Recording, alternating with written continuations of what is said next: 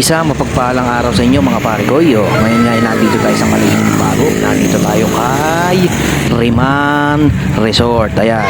Dito tayo ngayon dahil nagkayaya ng ating mga tropa. At ito nga, pasukin na natin sila mga pare ko kung ano ang mga kaganapan na dito. Okay? Yo mga pare ko, kamusta kayo? Magandang araw sa inyong lahat. At ngayon mga pare ko, nandito tayo sa Riman Resort dito sa sa Malihing Bago. Dahil nga ang tropa namin, tropang chain gang nagkayayaan dito mag-outing So yun nga kami pumunta rito at nandito na yung iba. Bali mga pare, kararating ko lang, nauna na nga sila. Kaya ito, tingnan natin kung ano ng mga pinagagagawa nila mga pare ko. Ito mga pare ko, mukhang mukhang nagkakantahan na sila dito Kita nyo naman.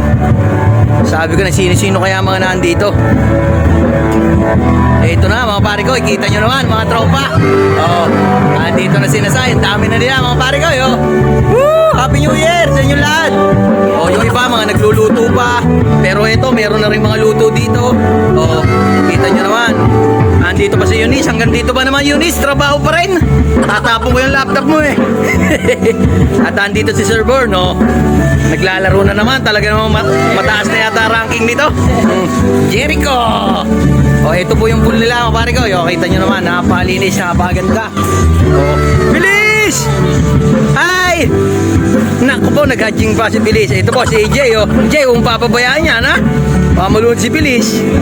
Ayun po, ang ganda ng nila, resort nila Ayun naman po si Tyler medyo nagpapaganda po si Tyler doon sa sulok na yun. Ito po yung kanilang yung kanilang resort igagala ko po kayo. Ito po yung nila, yung shower room. Yung nasa babae, ito naman nasa lalaki. Ito po yung nila, yung pahingahan nila, parang yung mga gustong umarkila ng matutulugan At ito po naman na napakagandang si Tyler. Hoy, shoutout muna Tyler. Pambihira talaga. Ito po, dito po gagala po ko dito sa resort nila Kita nyo po, ayan meron din po mga cottage doon. Meron din po ditong ewan kung ano man, siguro sa mga event.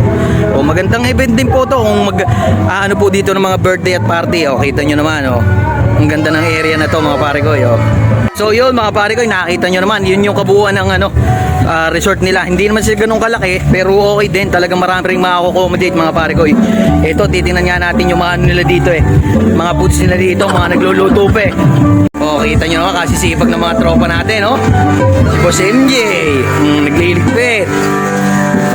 Ito po si Boss Rodel naghihiwa po ng kamatis natin kita nyo naman. Ito, meron pa tayo ditong inihaw, bangus na isda. Ito po mga pagkain natin kita nyo naman, okra, kangkong, healthy po. Tapos ito po napakabisang bagoong napakainam nito. Ayan po, fried chicken syempre. At ang ating mahiwagang kanin. At ang mahiwagang yempo napakainam naman po niyan ayan. Kaya ito po, ano ba ito Banger? Adobo, walang kamatayang adobo mga pare ko Kita nyo naman. Ayan po mga tropa, prepare na po yan. Mga pare ko inaantay lang po namin yung iba pang tropa. Kasi may mga ginagawa pa po sila Medyo busy pa sa kanilang bahay. Ako nga po mga pare ko, kaya ako inaliti, medyo na busy din ako at nagsimento pa ako doon sa may harapan namin. Kaya yun, nakahabol ako dito at maagaga pa, hindi pa nagkakainan. Abot na abot pa sa kainan mga pare ko. Kaya update ko na lang kayo mamaya mga pare ko. God bless. Peace.